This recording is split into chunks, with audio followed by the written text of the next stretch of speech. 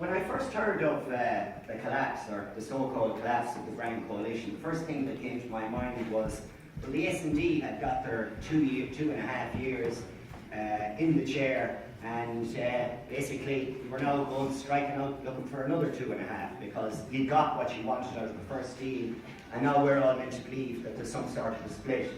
Now the first thing I look for in a leader is that they make up their own mind, and that they're not a sheep.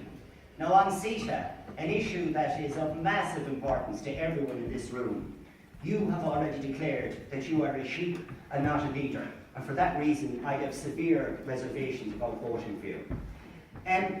One of the main things I see you do in your job, and the way it affects me the most, is the chairing of the plenary meetings. And it would show a bit of respect if you weren't smiling while I was saying it, because this is very, very serious. I'm not here for the crack or for the fun. I'm here to defend the people of my country and get the best deal possible for them. So get rid of the smirk. In relation to chairing of meetings, the last chair, as far as I was concerned, it stood for nothing other than a lack of impartiality. Now, in the vast majority of the cases, it was a lack of impartiality towards people that I find odious, people on the right that I don't like. But that's beside the point. The job that you're going into involves being impartial as chair. I did not see that the last time. I see Mr. Schulz make throwaway remarks at the end of people making their speeches and give them no opportunity to come back. What I want to know is, if you're chair, will you resist that temptation to make basically pointless throwaway remarks to try and score political points?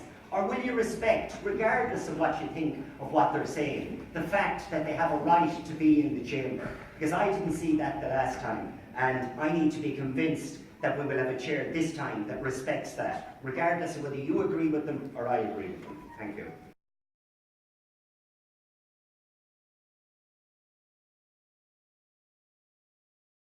Parliament, the least I would expect is that democratic decisions would be respected. In 2008, Ireland voted against the Lisbon Treaty, and in 2009, due to pressure from the European Commission and visits to Ireland, like people like yourself, who came over and told us we made the wrong decision and that the people who voted against it didn't understand what the referendum was about, and subsequently Ireland was bullied into voting for the Lisbon Treaty.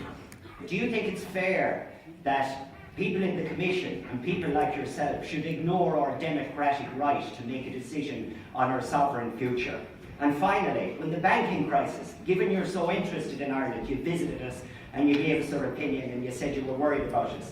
When the bank crisis hit the Eurozone in 2008 and 9, Ireland was one of the first in line and took a major hit to save the euro and, by extension, the EU. We're still paying the price for that bailout. Part of that bailout came by the way of two banks giving promissory notes to the value of 31 billion. Since 2011, we have destroyed 6 billion, another 25 billion over the coming years.